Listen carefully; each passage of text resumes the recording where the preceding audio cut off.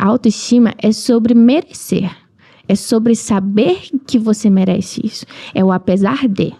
É o apesar de eu não estar como eu quero, eu sei que eu sou merecedora disso.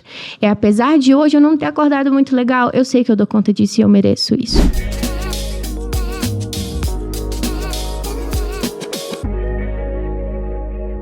E você tocou num ponto que eu tava ansiosa pra gente falar, que é a questão da autoestima. Porque eu acho que, muitas vezes, até quando ele falou do Não Existe Tentar, a primeira vez pra mim, eu falei, tá, isso tá muito... o acreditar em fazer tá muito conectado com a confiança que você tem em você mesmo, né? Então, quando a gente fala tanto de autoestima, de autoconfiança, a filosofia, a mentalidade do não tentar tá muito relacionado a isso. E eu achei interessante também, conhecendo a sua história, que você que sacou isso, né? E você decidiu trabalhar nessa parte de autoestima. Então, junto, né, com todos esses conhecimentos que você tem. Então, eu queria que você contasse um pouco sobre essa sua visão, assim, o trabalho que você faz com relação à autoestima, pra gente entrar aí também em algumas perguntas relacionadas a isso. A autoestima, pra mim, ela foi uma descoberta. Na verdade, eu falo que ela veio de uma necessidade, e aí depois ela virou uma falta de opção. Teve que ser. Ela não teve o tentar aí na autoestima.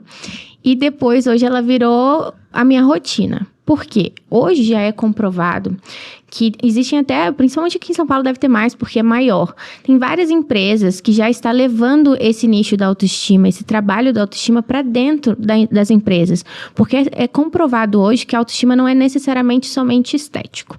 E é comprovado que não é o que você vê na frente do espelho somente. Essa é uma dimensão da autoestima. A gente tem 7 dimensões de autoestima hoje, porque amanhã pode ser que tenha 8. Pode ser que tenha mais, porque graças a Deus estamos estudando cada vez mais a autoestima para desmistificar que é somente um padrão estético.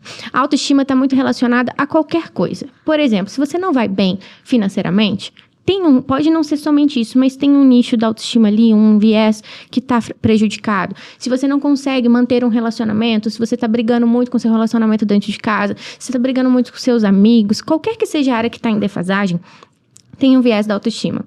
E eu falo que foi muito testado em mim. Quando eu tive um burnout no meio do processo, aí eu tinha uns 27 anos, eu dei um burnout. Eu falo que eu tenho uma veia workaholic, eu gosto de trabalhar, mas chega uma hora que a gente tenta dar mais do que a gente consegue. Ultrapassa nossos limites. Exatamente. E eu não percebi que eu estava ultrapassando os meus limites. Eu dou conta, eu vou fazer, e eu não percebi a que ponto eu estava chegando de saúde.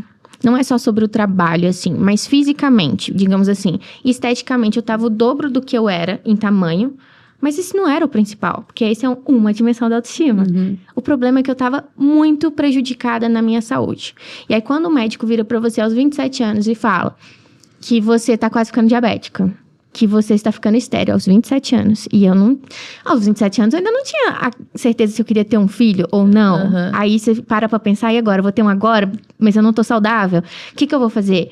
E fora, eu dormia 3 horas por noite. Um burnout, ele me deixou consequências de... Eu ganhei uma doença autoimune no meio do processo. E assim, eu falo um outro lado que as pessoas acham muito bonito. Tipo, eu tive um burnout. Eu falo, não, gente. É uma doença do mundo que a gente precisa tratar para as pessoas não terem isso. Então, ele foram anos tratando. Eu falo assim, tem coisas que eu trato até hoje.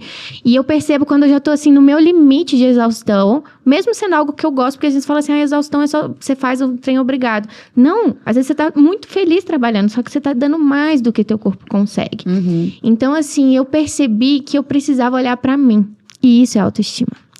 Então, eu não tava mais olhando pra mim. E a aceitação pegava muito quando você pesquisa. Você vê até hoje muitos conteúdos de aceitação. É você olhar na frente do espelho e falar assim, você tem que ser feliz com o que você vê.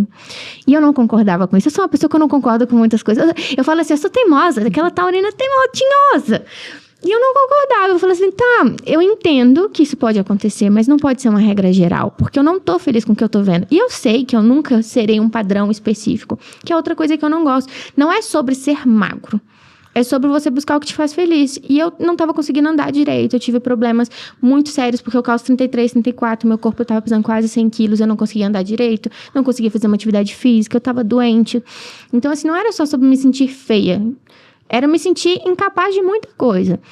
Então, foi um processo que foi difícil pra mim, pra minha família, porque eu me afastei dos meus amigos, não queria sair.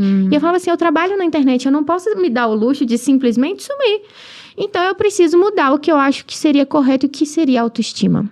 E uma vez a minha médica, porque eu tive menina, foi um tempo, assim, de uma equipe, que eu falo assim, vários nichos de médicos, assim, pra me tratar, terapia e tudo mais.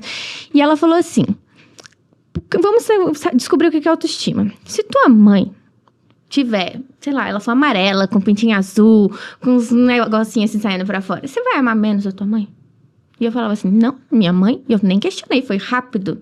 Então, por que tu se ama menos? Porque você não tá no padrão que tu quer. Aí eu falei, poxa, isso aí deu uma rasgada. Porque a gente se coloca muito inferior, porque a gente ainda não tá do jeito que a gente quer. E aí eu falei assim, tá, agora eu entendi. A autoestima é sobre merecer. É sobre saber que você merece isso. É o apesar de. É o apesar de eu não estar como eu quero, eu sei que eu sou merecedora disso. É apesar de hoje eu não ter acordado muito legal, eu sei que eu dou conta disso e eu mereço isso.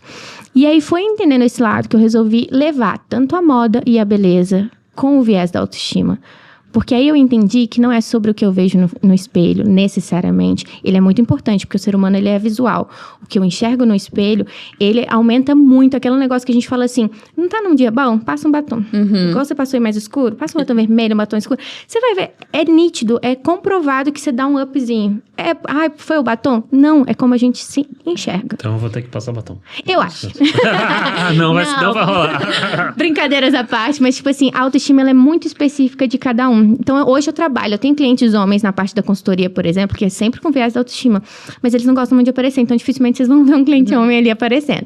Mas é muito específico pra ela. Nós duas somos mulheres, mas pra elas, às vezes, a autoestima é tirar 5 minutos pra escutar uma música específica. Ela tem que todo dia escutar essa música. Pra mim, pode ser lavar o cabelo no salão, um exemplo. Pra outra pessoa, pra ti, pode ser ler um livro. Não, todo dia eu preciso religiosamente ler 5 páginas desse livro. Então, assim, a autoestima, ela é muito específica pra cada um. Sim.